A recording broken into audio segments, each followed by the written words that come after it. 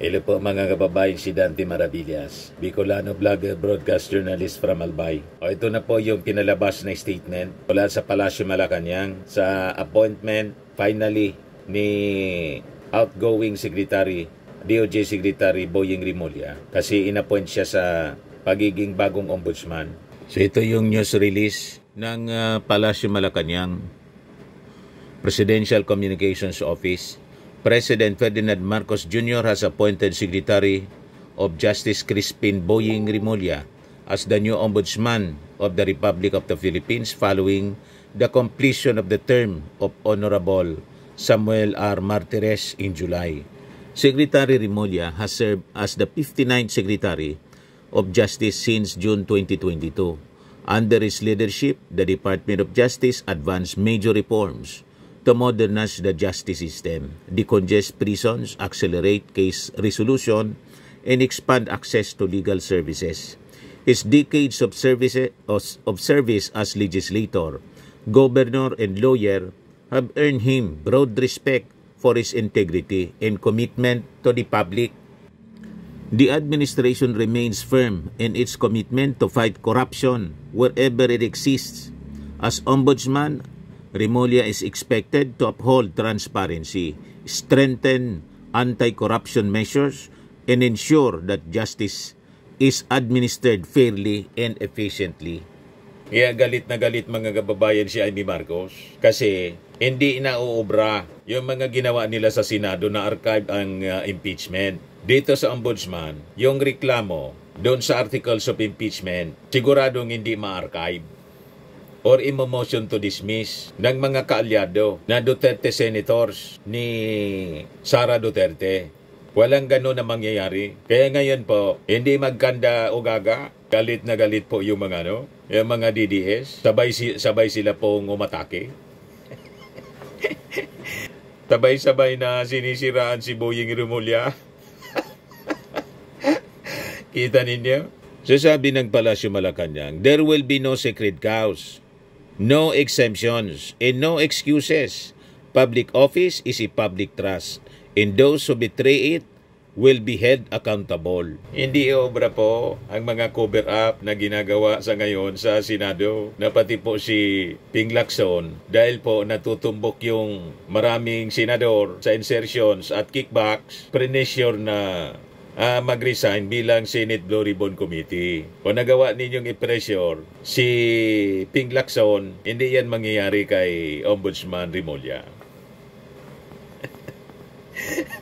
Hindi na po pwede yan. Umanda kayo mga magnanakaw, mga mahilig po sa kickback. Tutuldukan ng ating Pangulo ang korupsyon dito po sa ating gobyerno. Ito po ang humahatak sa atin kung bakit hindi tayo umasinso. Mabagal yung ating pag-asinso kasi bilyon-bilyon na salapi ng bayan, kinikickback lang, ninanakaw. O diba? At yung mga magnanakaw, pinoprotect ng kanilang kapwa magnanakaw. Kaya archive.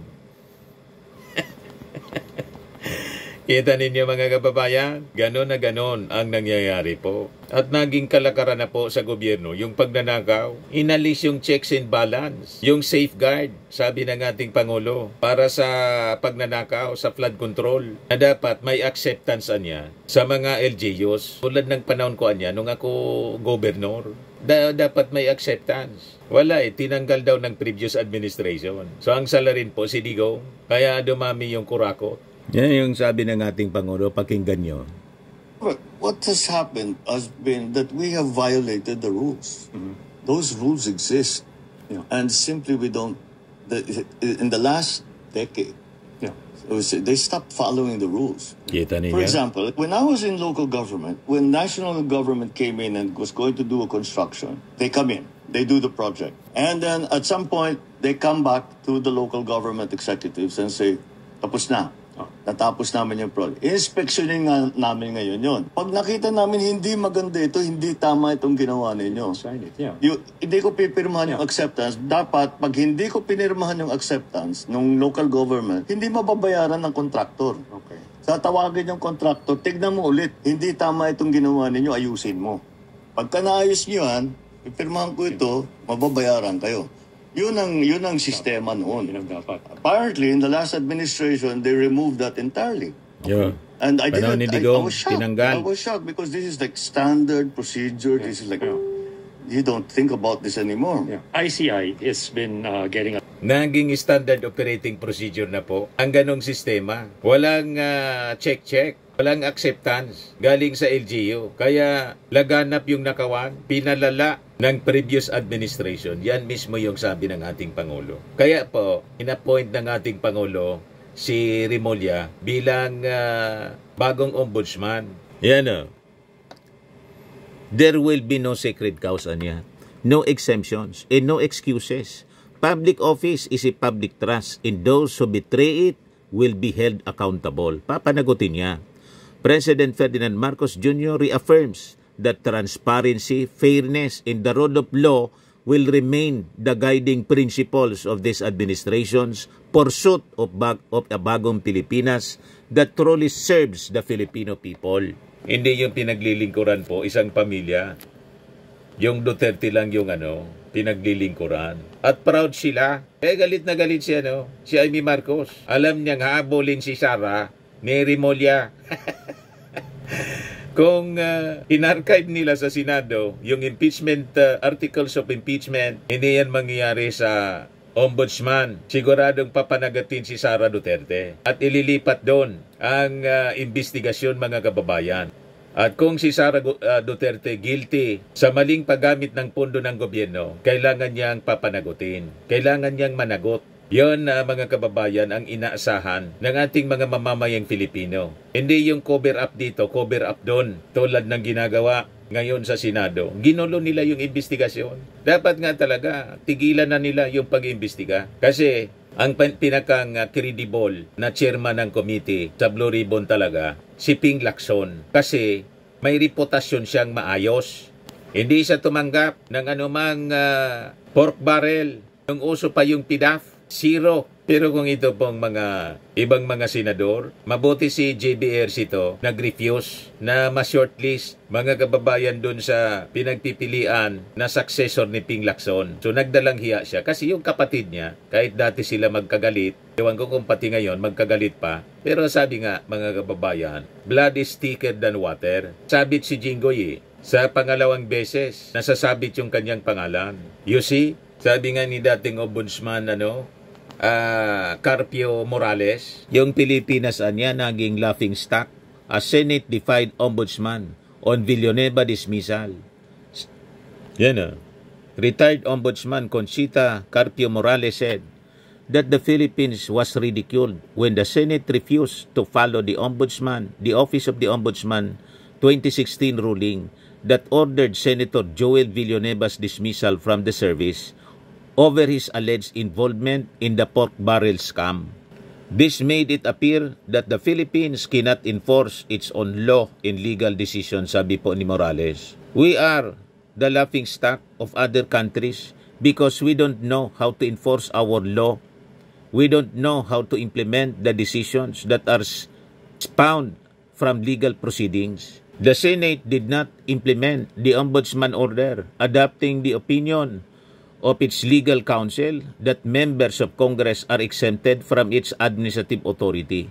Morales said the Senate should have followed the order on Villanueva's dismissal because defying it sent the message that the senators are not answerable for their actions.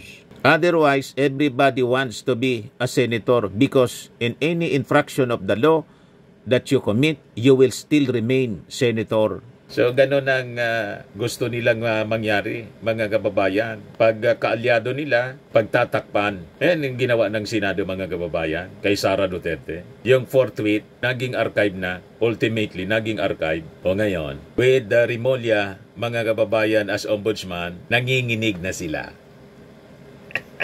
Kaya huwag kayong magtaka. Kung effective today, magiging massive. Ang paninira, wala man ang epekto po kay Boyeng Remulla. Ang term niya po, fix, 7 years. Tapos na yung turno ng ating Pangulo, 2028. Ombudsman pa rin si Boyeng Remulla.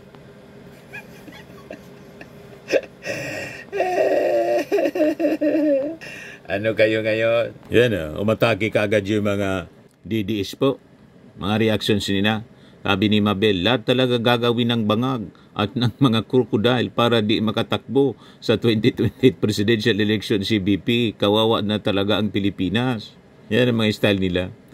Sabi ni Lian, grabe, wala na, kawawa yung Pilipinas. Hawak ng sindikato ang gobyerno at nagpapatupad ng batas. Kawawa ang Pilipinas kung bumalik ang Duterte sa administrasyon, sa pagiging Pangulo. Yan ang kawawa. Saan ka nakikita ang Vice Presidente? Pinagbabantaan ipapatay yung Presidente. First time yan sa history ng ating bansa. Kahit sa ibang bansa, walang ganyan. Ang Vice Presidente, publicly, tinitreten na ipapapatay yung Pangulo. Yung First Lady tapos si Martin Romualdez, Speaker. Tama po, mga kababayan. Kaya lang, anong bulok yung mga pag-iisip nitong mga DDS? Ang mali sa kanila, yun ang tama yung mali. As prophesied in the Word of God, ganun talaga po ang magiging pag-iisip ng mga tao. They will call evil good and good evil. Sabi yan po sa Bible. Sakto sa description ng mga DDS. Pero hindi tayo papayag na manatili yung ganun. Mangibabaw ang kadiliman sa liwanag. Yan baliktad lang pinagsasabi nila. Sabi ni Ariel, yun ang patunay na sa mga plan nila, pero hindi pa rin mananaig ang kasinungalingan at kasamaan sa mabuti. Ang sinungaling po, yung po ninyo. Napakasinungaling. Tapos sasabihin ninyo, kadiliman kasinungalingan, yung ating administrasyon. Ang ating administrasyon, ang liwanag. Malinaw, ang sinusulong po ay para sa kaunlaran ng ating bansa, hindi sa interes ng isang pamilya. Sabi ni Amboy, shout out kay Madam Aimee. Sabi ni Marjo, salamat PBBM at hindi talaga nagkamali ang hinala ng tao na si Ombudsman Crispin Remulla ang pipiliin mo. Hindi alata na pinag-isipan mo ha. Kunwari may pinagpilian pero alams na ang magiging resulta. Kaya good luck Pilipinas. Alangan man ang piliin yung in-endorse ni Sara